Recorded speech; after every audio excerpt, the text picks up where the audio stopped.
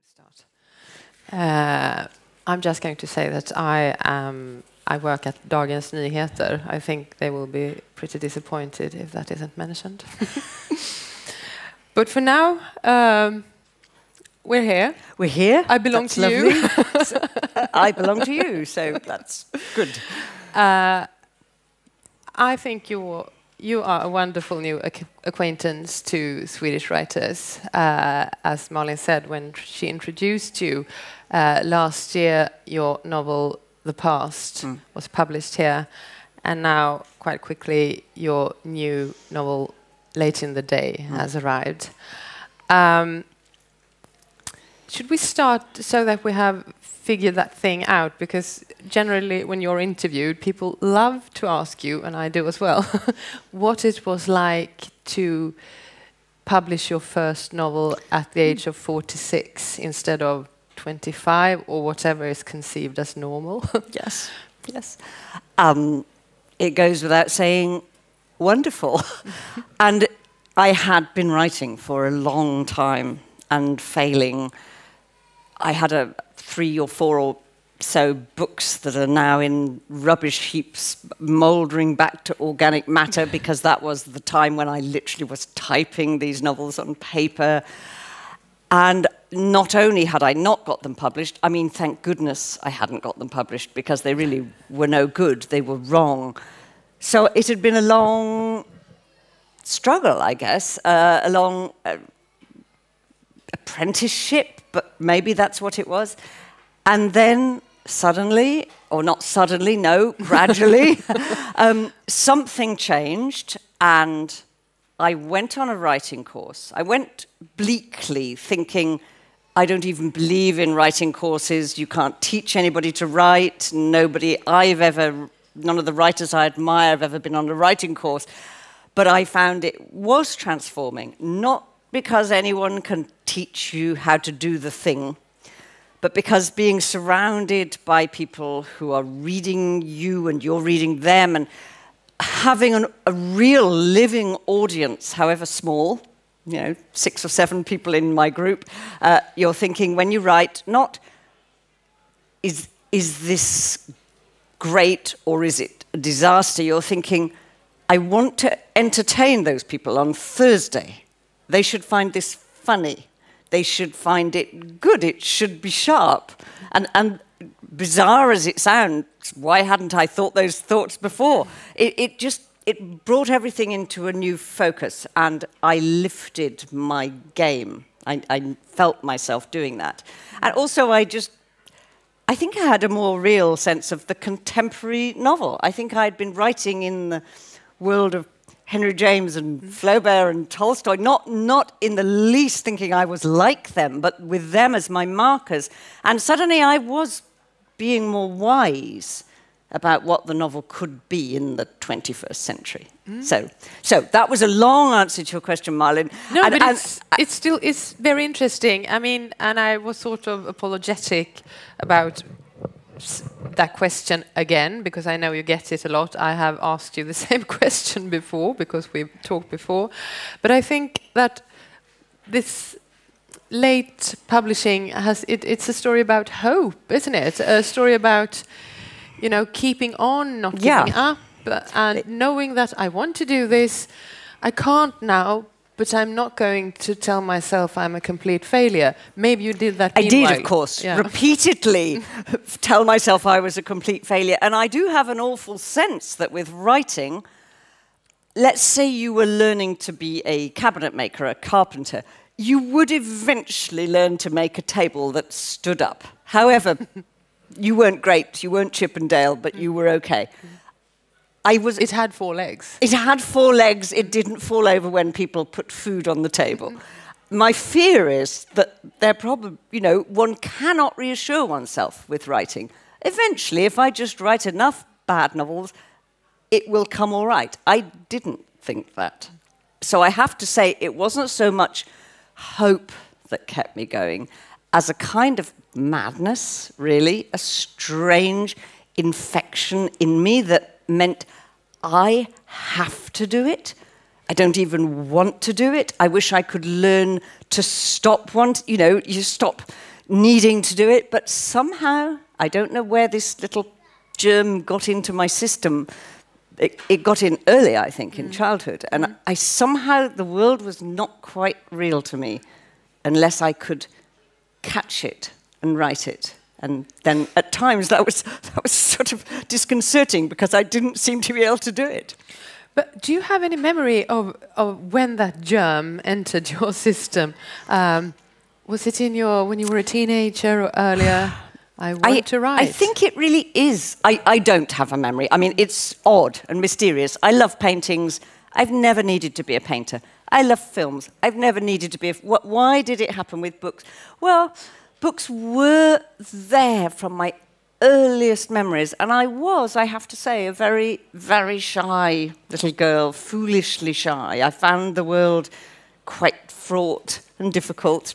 I wasn't unhappy. I was all right, but I think books were my conduit to the world and the conduit of the world to me that I loved and could negotiate with much more easily than actual relationships. That sounds as if I was a bit friendless, but I was of the too intensely best friends kind of little girl rather than good in a crowd. So was it then? I think it was then. I think and a funny thing is that from the beginning, I loved literary realism. I never really liked fairy tales all that much. Now I know that folk tales are magnificent and myth is fascinating. I always wanted the book that said, they lived at number 7, Stanhope Street, and there were 2 older sisters and a younger brother. I always had this appetite for the daily. I don't know. Somewhere from the same, it was my way of being daily. Instead of being daily out in the world like my brother, in a sports team of local kids, hitting the ball around, my way of being daily was reading about it, which is quite alarming, and it really isn't recommended as a human life, but it produces these freaky people who write books, I think. So what happens next? Shy girl, loving the world of books, feeling secure there, communicating, taking in the world through books, and the world, the way it's described there. And another part of that was, there was a lovely moment, I don't know how old I was, 12 or 13, when I graduated just by my own volition to adult books in the local library, because we didn't have that many books at home.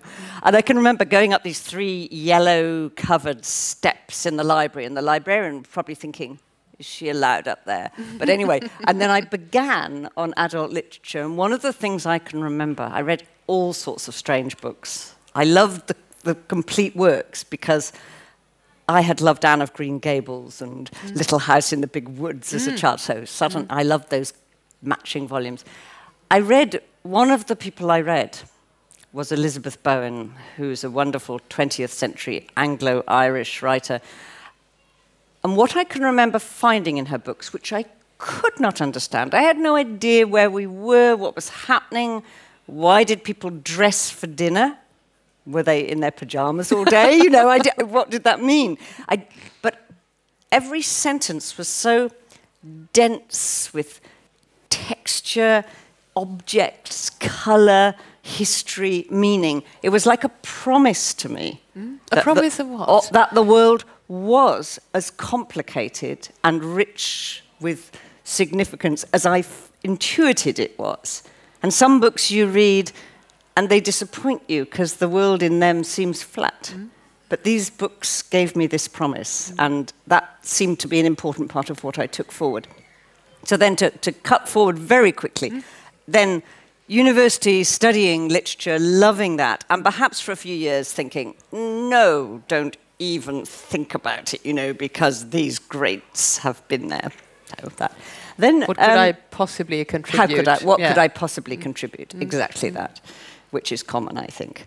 And then I had children, and I was a sort of housewife. And quite a few. Well, 3. Okay, I made that sound like you had your own. It sort of is quite a few, because My husband has... But 3 can be a lot. He has 3 from his first marriage, and I have 3 with him. So sometimes... Whoops, sorry, I'm fiddling with this. So a big family. Sometimes 6 boys, but maybe not all... only unusually all at once. And under that disguise of being a housewife and mother, which, of course, as disguises go, took up a lot of time and everything, and was good, was complicated, but good. I was writing these bad novels. And then, in my 40s, the phone call comes that I have... this person I've eventually found my way to, who is an agent, has sold my book, and it's amazing. And I can remember phoning my best friend straight away, a woman who is my own age and I've known since we were young, and saying what had happened, and she just said, this changes everything. And actually, that's an interesting reaction. Yeah. What did she mean? And was she right?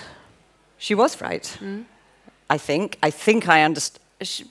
She meant because until you've got, as a writer, however important the secret, private, odd act of making stories, making people up, however important that is, and it's at the core, of course, of fiction making, there is a second half to this. There is having an audience, having readers, being read, without which the first half is one hand clapping. It's, yeah, so that was the second hand joining in. I mean, you know, however few readers I might have found, I had no idea that one day I would be in Sweden talking in a library. How lovely. But, you know, it was the reciprocal gesture that confirmed a new thing. So that was new. But I think this is also a sort of a story of finding your voice. And as you said, getting rid of the tradition that sort of weighed you down. Not always inspiring. But I mean, you probably could have published a few bad novels earlier on. I could, you know, who knows? That could lots of authors actually do. I mean, some of their first work isn't all that brilliant. And they sort of publish their way towards something better.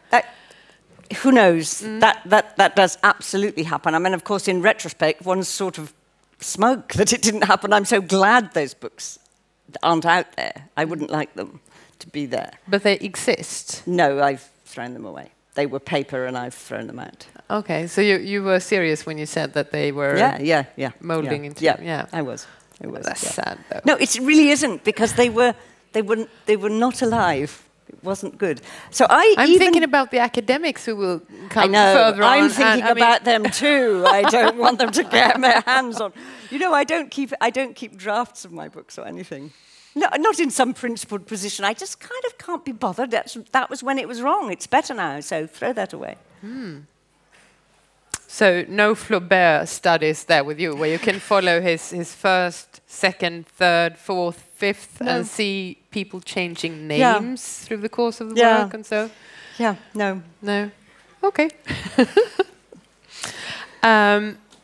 Late in the day, if we move on to now, and the success, the success story we're telling here, but it is in a way, isn't it?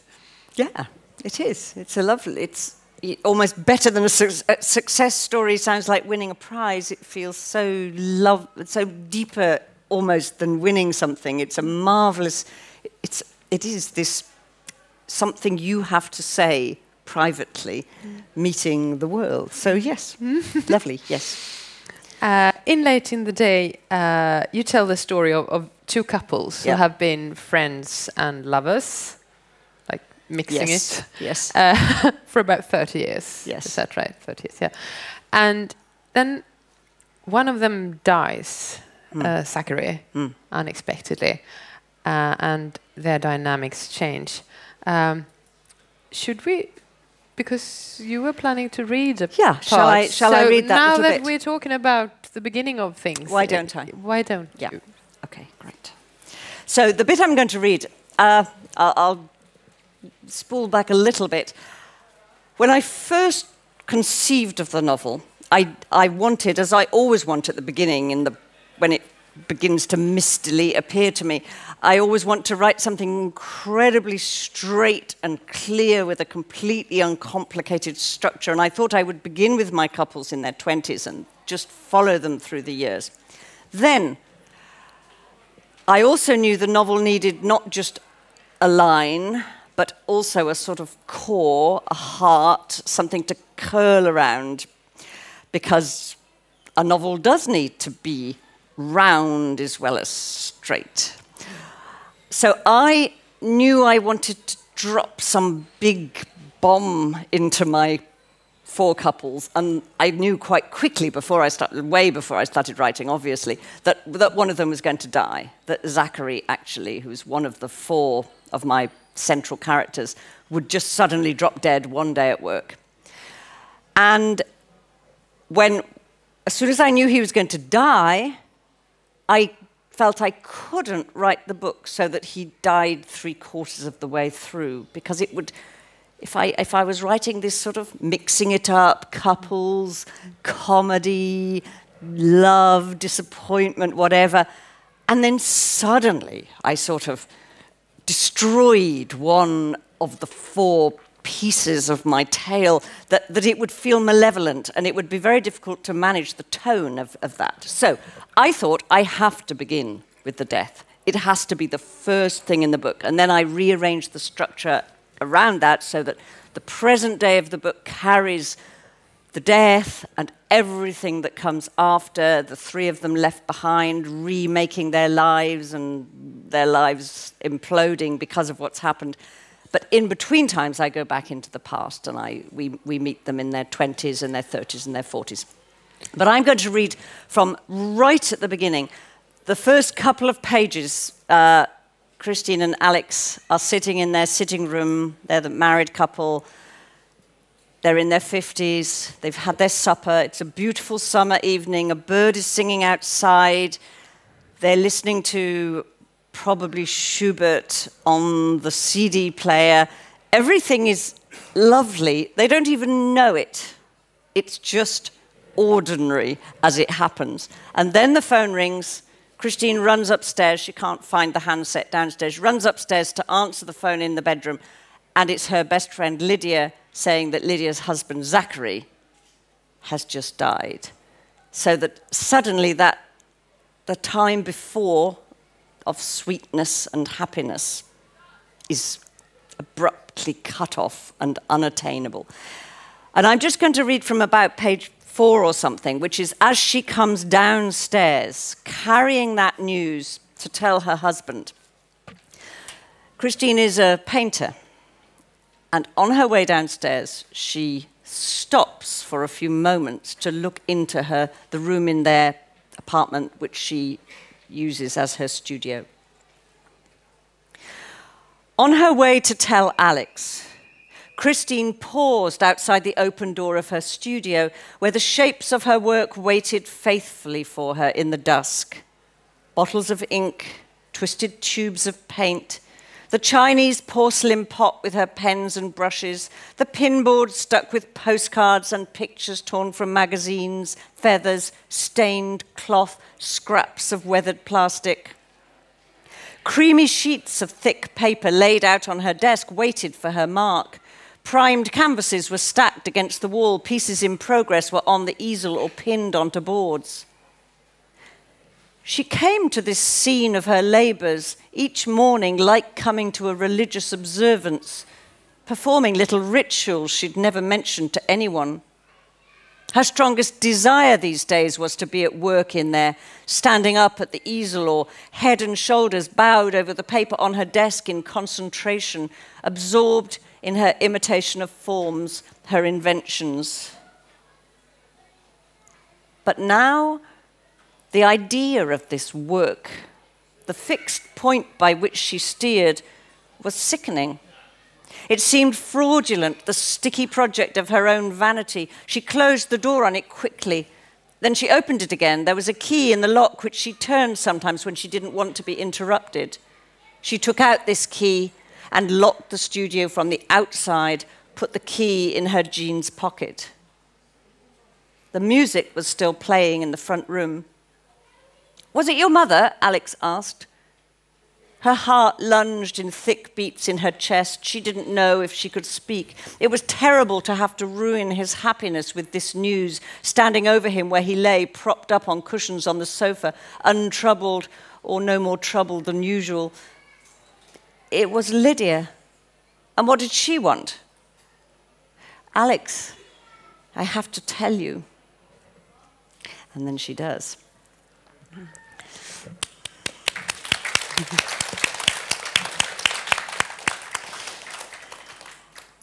So this is also, the novel is sort of a portrait of long-term marriages. Yes. Two portraits. Two portraits of two long-term marriages, Yeah. and, as you say, a bit of mixing up as well. Absolutely. Why this subject? What about those? Well, I think it's a really fascinating study. It's quite a modern phenomenon because apparently, statistically, we are married now for longer than we ever have been in history. This is despite divorce statistics and all of that, because people used to die so young. So the likelihood of being married to the same woman or the same man for 40, 50, 60 years is, the odds used to be very long on that. Now, it happens all the time, even with second marriages and perhaps third marriages. My parents, in fact, were married 64 years. Now, to choose someone when you're a kid, when you're in your 20s and you know nothing, and then hang on to them as they change shape over and over with each few years that pass, change appearance, sometimes literally change shape, change personality, change desires, change work, change confidence, and meanwhile they're hanging on to you, and you are doing the same thing. It's just, first of all, it's hard, it's interesting, and it's a brilliant subject, actually, for writing. If you want to do something which, a novel which instead of, gathering into a small space, instead plays with its characters across time, it's a sort of perfect vehicle, actually. There is, after a while, you get some hang of who they are, who they are in their marriages, and there is one thing that's quite disturbing in the marriage of Alex and Christine, and that is the fact that, she's an artist, but his interest in her art, in her work, is very low. Yes, it's true. And so there is competition in marriages as well, isn't there? Even though you are like this for decades, and within that little bubble, there can be a lot of competition. Yes. Who knew? I think probably those of us in partnerships and marriages probably know about that competition, and that it can be a greedy space fighting for your needs. Of course, it can be all those other lovely things as well. It can be a very supportive space. Why can't he be generous about that? Why not? Alex, I watch him over the decades. He is in his 20s, one of those young men. He's also handsome, but he seems not to care. He's not vain in that sort of way. He's very smart. He's a bit set apart. His father actually is a Czech novelist who got out of Czechoslovakia in the 60s with Alex as a little boy. So he has a sort of intense family history, and his father then never wrote again and was moody and adulterous and difficult. Alex carries that story as if it marks him and makes him different, as it does from the run of Englishmen. And everybody around him, he's one of those men who, without seeming to try, gathers a clique of men around him. Admirers, competitors, they want to know everything he thinks. What do you think about that? Do you like that film? And if he says, it's marvelous. They will love it. Or maybe two of them hate it because he loves it, you know, but they react to him. And if he says it was rubbish, they dismiss it. And he doesn't even, I'm making him sound like a monster, but he doesn't altogether know that he's doing that. And in fact, he's not responsible for the others. They even, some of them start to wear clothes like the clothes he wears. I have watched these male groups. They fascinate me. I don't know whether they exist now, but certainly in the 70s and 80s. Would you have been him if, I mean, because he has probably all this talent. Yes. One thinks he has. Yes. But he works as a headmaster. It's a very important profession, but one part of him wants to write. Or You're is right. assumed to want to write. In telling about that youthful Alex, that's really only a part of the story, because the story is about disappointment. Everybody thinks he's going to do something huge. He publishes one book of poetry, and for one reason and another, nothing after that. And then in the end, finds happiness, and I mean that to be a really positive thing as a teacher, than which there is nothing more noble or fulfilling, and we're pleased that he actually does thinks that as well. And he thinks that. He thinks that, which is great. But why is it that he is ungenerous? So though we hardly know that. This is a very hidden thing in their marriage. It's there. So now give us the answer. Why is he Why? Well, maybe because somewhere his own sense of his own incompletion in creativity, in creative work, becomes an inability to entertain his wife's creativity. And maybe it's also because overwhelming in his character, that stopping him from writing, is this no. His deepest gesture sometimes seems to be, no, you can't write like that. You can't do this like that. This is a bad idea. And he feels too much yes in her work. So it's slightly, maybe distasteful to him even. I have I don't spell any of that out. No. We only discovered quite late on. But I feel I should have, I have put the seeds for that reading in there. And I have a friend, she's a critic actually, which might be a problem if she thinks what she does think. Because she once said to me, I think you have to be a little bit stupid to write novels. That's it. You say it better than me. Yes. And she loves writers. She's the daughter of one. She understands what they're doing. But the longer she's been thinking about it, why do lots of people can write, lots of people want to write, not everyone can surpass that It's resistance. so much safer to be a critic, to be a no-sayer. Always saying, let me see what you've done, not so good, not quite right, don't like. To be an artist, to make a thing, you have to be a fool. It's hugely, at its core, it's naive. D.H. Lawrence said that. He said, if an artist doesn't have a core of naivety, they'll never be an artist. If you try and second guess your critics, always be cleverer than them, you'll write some dry, dreadful, self-protecting book. Because it will be so full of fear. It will be so full of fear. Instead of that lovely, naive gesture. The yes. Make people up, paint pictures, make a mark. It is. That's it. That's what I wanted to say. Thank you.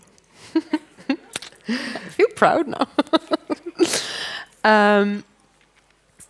So there is another thing in this book that I'd like to talk about, because I think it was sort of there in your last novel as well in the past, that this competition, and that is between, well, not between Alex and Christine, but from Alex towards Christine. You remember when she took his poetry book out from the shelf? Yeah. That's now 20 years old. She thinks for a minute of opening up and reading them, and then she pushes it back in again. So just maybe there is a little push both ways. Okay, yeah. And I was thinking about one of the characters in the past who says that she can't stay with her husband because she no longer admires him. That there is this tradition of admiring men, obviously. And Alex, he has got this power to make people admire him as well, but not just because he knows how to do it, but because people around him are so willing to admire him. I'm not sure you certainly can't choose that power, otherwise maybe we would all choose it, you know. Yeah, I think so. Many people would choose it. You can't choose it. It is given to you, and in a way, maybe you're helpless inside it, to some extent. Yes, yes. Houses. We talked earlier before we started off here about the American European writer Henry James, of whom you've written a book as well. Yeah. I have. That was when I thought the other thing might not work and they might all go to landfill. I thought, I've got to do something else. So I had my lovely time of being a critic and writing a book on Henry James. And he and you have something in common. Houses, I think. Yes. In fact, he, I don't know whether you know this, but he has this lovely essay called The House of Fiction, where he actually imagines fiction, the whole entirety of fiction, as a house with many windows, and that you can look out of this window and see the world, the Flaubert window and see the world, or the Henry James window and see the world, or the Elizabeth Bowen window and see the world. Oh, so they're all together in this house. They're all together in this house, but they're looking from a different window. Yeah. Ah. Yeah. That's a great picture. It's a great picture, isn't it? Yeah. But we're not at that point looking inside the rooms, which is what you began with. And I love writing about houses, and probably more about rooms even than the exteriors of houses. Yeah. So, yeah. So there are the houses, obviously, in Late in the Day, and there is certainly a house in your last novel, The Past, where a group of siblings and their partners gather, or the people they would like to be partners with, gather. Yes. So was the house there first in that novel, or were the siblings there, or? I think probably the house and the siblings for Siskanen came at once, in that I thought I would love to write a classic, sort of almost feeling the presence behind it of other novels which have gathered a group of people together in a house in the country somewhere, really enjoying that classic thing that it did. So probably I had the family and the house at the same time, but the people were not differentiated. The house was there right at the beginning. There's a lovely thing about writing novels is you can make up houses that you would really love to live in. And I have had a lot of people who've read Siskanen, The Past, saying, so your house in Somerset, it's presumed it is that house in the book. And I have to explain, sadly, no, I really don't own a beautiful sort of early Victorian vicarage in its own grounds in the country. That's just made up. And here I had the fun in this one. You can still get one. Unfortunately, I just can't afford one yet. So they're that expensive still. Property in Britain is just dear, and writers... But maybe after Brexit, everything will go down. Well, that's true. Let's see. Take your chance with the Brexit catastrophe. Yes. No, we're not hoping for that. So the houses, and in the part where you read for us from Late in the Day, she's in and then out of her study, and she locks the door and doesn't really return for a while. In fact, for the whole, this doesn't, I think, spoil anything. For the whole duration of the novel, she keeps this key, and of course that in itself is to do with rooms, houses, and how the house and rooms are a natural metaphor for ourselves and the parts of our lives. She has shut that part of herself up in response to this catastrophic loss. She puts the key in her pocket. After a while, she moves it to her handbag. Then she moves it to a pot where she keeps receipts in the kitchen. And through the whole novel, the key hovers. I mean, I hardly mention it, but just from time to time, we know it's there. By the end, the novel ends a few months after the death. She is even embarrassed that she hasn't been back in the studio. It seems melodramatic. It seems an excessive reaction. People start saying, so, are you working again? Have you started? Are you painting? And she even lies and says, yes, I am. It's going well, actually. It's just a lie, but she cannot go back into her work. Your relatives, friends around you, when you describe those complicated, normal, complicated marriages and families, do they recognize themselves? I don't really write very autobiographically. I seem to write about the people, as it were, next door, not literally the people next door, because that would also be awful, even worse, maybe. But you know, they're not recognizable. My brother complains. I have a younger brother. He says I'm always putting a younger brother into my stories and novels, and the younger brother is always, the sister is bookish, intellectual, thoughtful. The brother is like some wild beast, he said, out sort of in the sunlight, playing, running, almost inarticulate. You know, but this is not true. This is obviously him exaggerating grotesquely. I have to add, he's now an art historian. That's what you say. That's what I say. Yes, no, he. But I think I come close to writing about my mother a lot, but I hope she doesn't really notice. She's still alive. Oh, she's still alive? She is still alive. She's 87, nearly 88, and very, very sharp and reads everything and likes my books, luckily. What does she say about them? What does she say about them?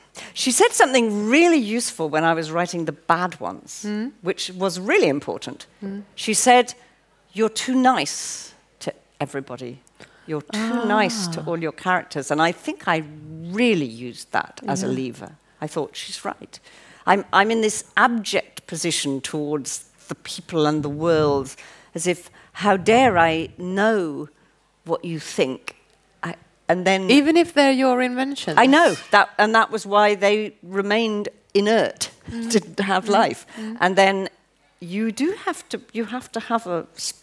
Is this James? Splinter of ice in your heart? That's not Henry James. It's somebody else. Anyway, yeah, no, somebody. Don't know, yeah. But you have to have this splinter of ice to write, and I needed to develop that. To mean up. Find it. Mean up. I needed to mean up. Yeah. And that was good. That was useful of my mum. But you said you're getting closer to writing about her because you want to. Yeah, she's a really, I think she and I are very different, although we're close. And she's maybe, there's just a touch of her in Lydia, my character in here. Just a touch, not really, not exactly, and a touch of her there. Can you describe Lydia? Lydia, the thing you need to know about her in this book, I think, first, is that she's beautiful.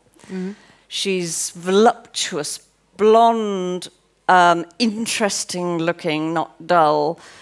And is your mother as well? My mother isn't blonde or voluptuous, but is immensely attractive. She's 87. She goes to this art class across the road, which is brilliant that she's doing it.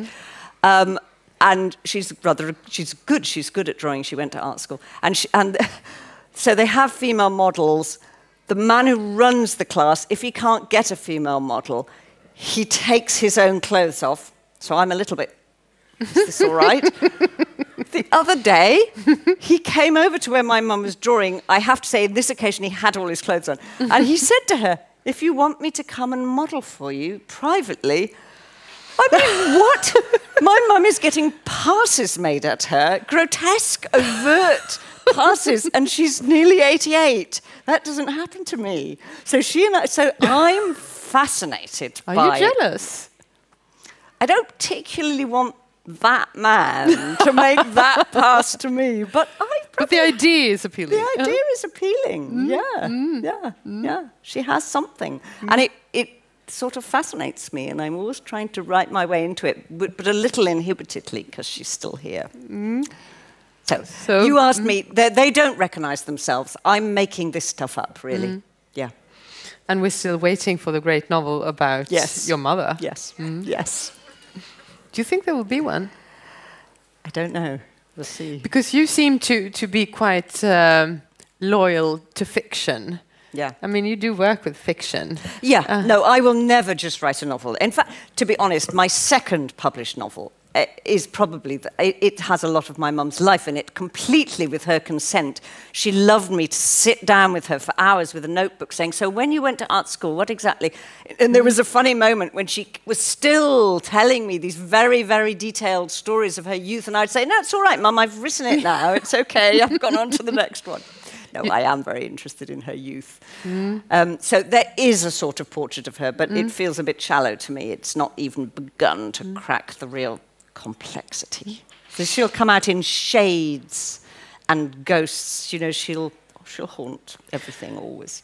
Because I was thinking about how you hear more and more writers and critics, including myself sometime, you know, wondering is like proper fiction. What will happen to proper fiction in the era of autofiction, autobiography, and all those merging genres? What do you think? I kind of like proper fiction. Yeah? I love whatever we mean with proper world fiction, of it. I mean, you know, there are many kinds, and there are sublimely good memoirs and autofiction, which there are.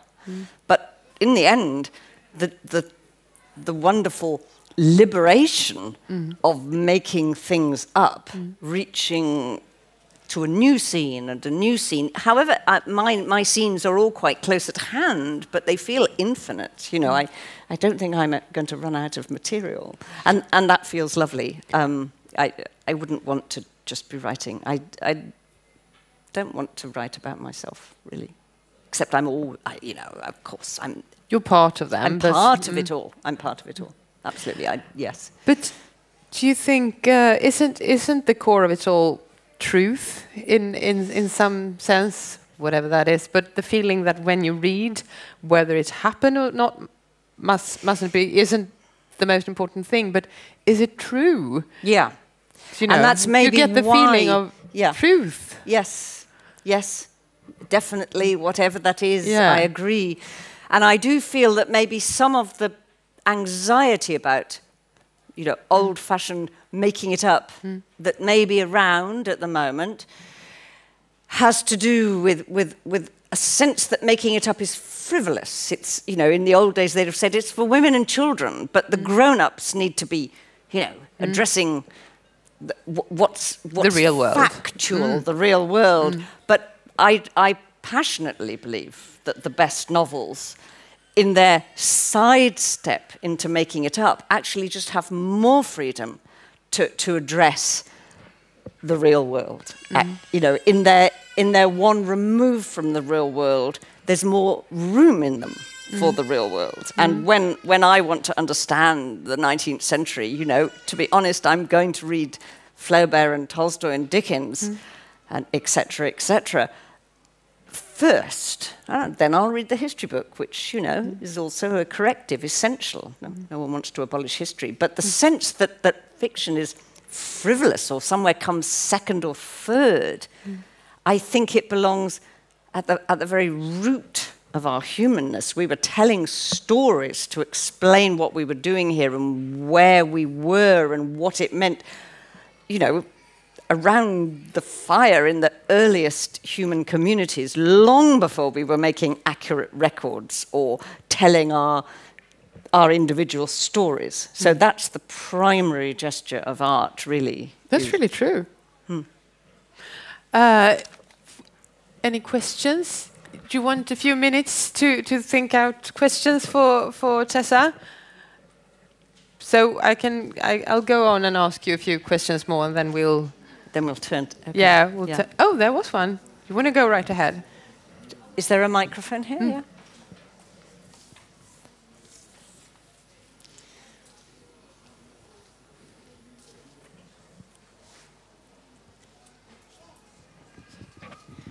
Thank you so much for such an interesting talk. And I wonder if you could just tell us about the rhythm of how you find your way into a novel and the process kind of from when it comes as through the mist and towards when it's published. To be really interesting. I tend to be, while I'm writing one, I'm looking for the next one, but in a very, very free and casual way, which is crucial. So before there's any pressure, I would be terrified getting to the end of one and thinking, okay, so now what? You know, because then the pressure would be on. So I'm playing with a new idea, maybe with more than one, and then, you know, one of them gets thrown away or whatever. So it's really important, that playing time, when you can think really boldly, oh, I could do this, and I'll set it here, and we'll have this many characters, and I'll do it like that. And you have these huge, big thoughts, because they don't cost anything, you're not committed to them. And that sense of playful freedom seems, and dreaminess actually, almost like dreaming it or fantasizing it. That's the first stage. And there really might only be 6 or 7 pages of notes at most from that. And then one day, which is a huge day for you, but a completely ordinary day for everybody else, you sit down and you write the first sentences. And actually, I really do write from the beginning of the book to the end, always. I mean, then, of course, I go back in and I change that and cut that and fiddle with that, which I don't like. But I'm very sort of consecutive. So all the time you're writing, you're looking ahead in the book, and you're thinking, oh, that could happen. She needs to do that.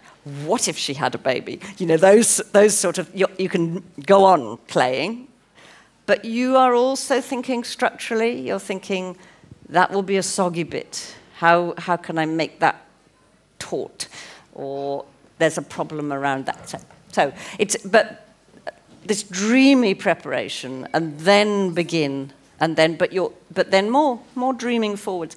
But the huge difference between planning and guessing and dreaming and thinking, and then what happens when you actually, sentence by sentence, start writing a theme, start writing a chapter, rather, sorry. You know, it is enormous. It's like the difference between having a map of a country and then suddenly you're standing in the country on a rock with grass blowing around you and weather, and someone's coming towards you, and it's visceral and detailed. So an enormous amount that you didn't know in your preparation arises there and then on the page. The clothes, the hair color, you know, the mood, the thought, something flashes into his mind and you didn't know that. So it's hugely improvisatory, but sort of with a map.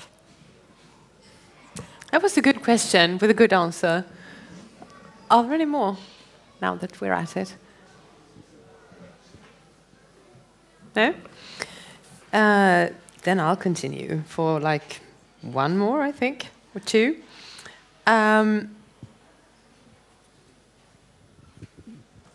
How men and women interact as siblings, as lovers, I think is central to both of your novels, the ones that are in Swedish now. Why does this topic fascinate you? Well, I suppose what fiction... I mean, you gave us the image of your brother frolicking in the meadows and with a big sister. Yes, I know. A bit critical. It's awful, isn't it? I just think fiction seeks out and loves to write tensions and difference. In the end, difference, that's the great word, isn't it? You're always looking to say, that time in the 70s was different to this time in the 90s. Oh, how fascinating. In what way? What did people do differently? How did the rooms look differently? There's a brilliant quotation by the anthropologist Clifford Geertz, which is one of my sort of mottos above my life, which is, he stresses how much difference makes. So I'm never, how much difference makes. Well, so that if it's true that in the 1970s in England we still hugely believed in the welfare state and people went around with a strong idea of government, and then, you know, in the 90s we've lost all that, and how did I get into politics? That wasn't quite what I meant to do. But the difference in mentality between two different moments, what Geertz is suggesting is that it ripples out infinitely into our conversation, our vocabulary, the clothes we wear, the way we interact with others. And that would be true not just of a major thing like socialism versus neoliberalism, which I really shouldn't have started, but you know, let's say tuberculosis is fatal or it isn't, or you are a religious society, you're an agnostic society. That these things are not just one item. They go on having this ripple effect of difference. I don't know whether Clifford Geertz would approve of what I've just done with his, but that's so difference.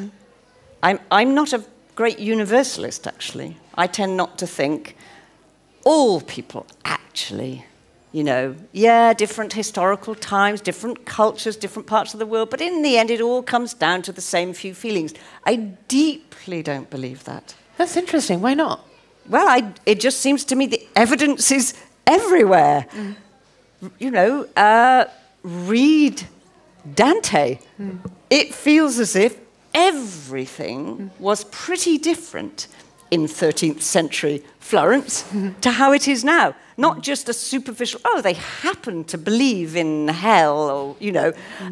No, everything flowed from that. If we would drop down into that world, we would be human, and they would be human, and we would know that. I'm not saying that the divide is absolute, but oh my goodness, would we feel alien and lost and helpless. In fact, we'd probably curl up and die.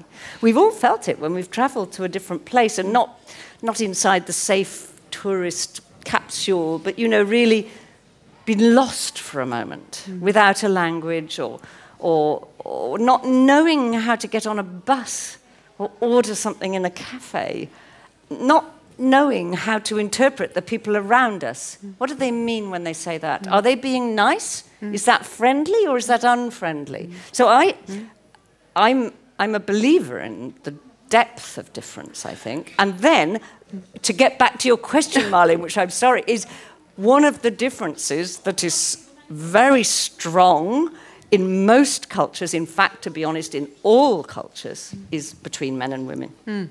And how interesting that is to write. And one's caught in a sort of paradox of, in a way, as a feminist, obviously, we want to be chipping away at those differences and at the maleness of males and the femininity of females. But another bit of me thinks, what will we have to write about, you know? So luckily we're not there yet. It's a good dynamic for novels. It's a good dynamic for novels. That's what it was. I mentioned Brexit. You didn't quite pick it up, I think, but I was just trying. Do you hate talking about it? No, I mean, I haven't. It's a disaster. It was like, you know, it's such a stupid thing. That stupid referendum we had conjured hatred into being where it wasn't. I mean, the moral of it is, if you can keep the lid on, keep the lid on. Something horrible has come out of this bottle the Conservative government uncorked, and now it lives with us, and it's become vast and poisonous. Do you think you will write about it? This particular era in British contemporary history? I mean, that's a much more difficult question, because it's actually, I mean, it's one of the things I'm always worrying about.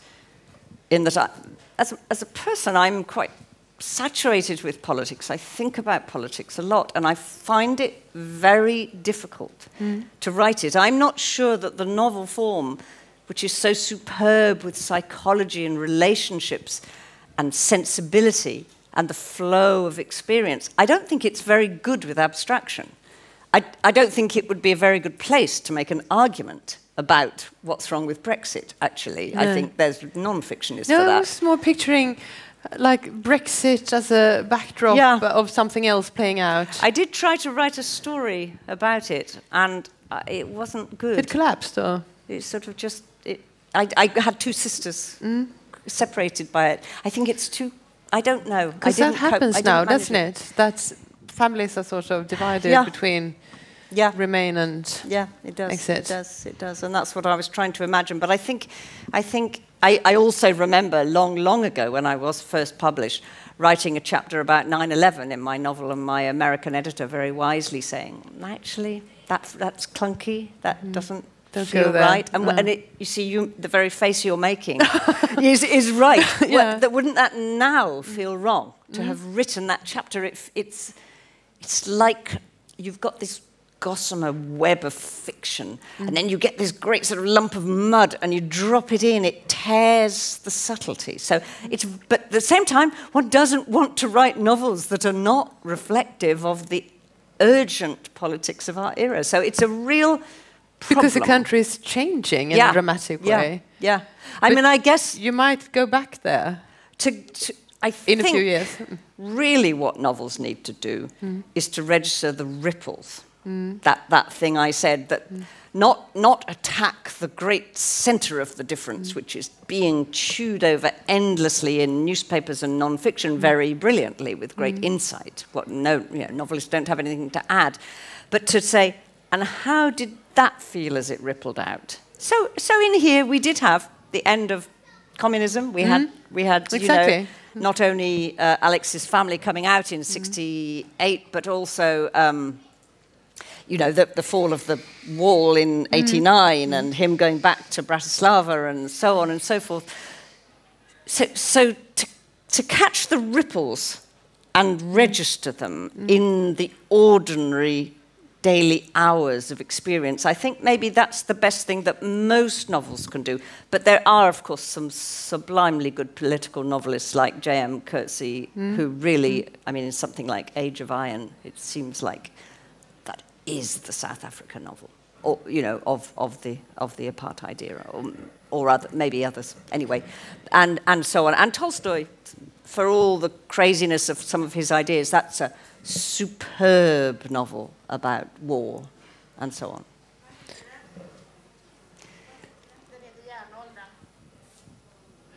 Sorry? The title.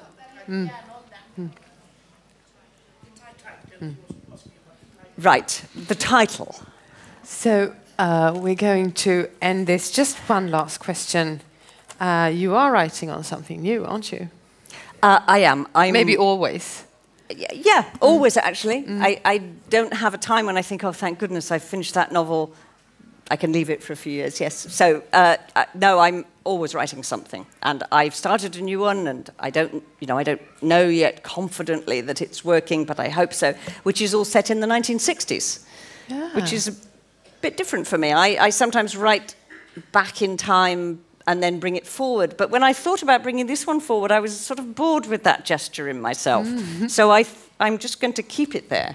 But it's about that radical split in all of our European cultures between the hierarchical and, deferential authoritarian past, if you like, and then the everything else, the new, the thing we're living with now.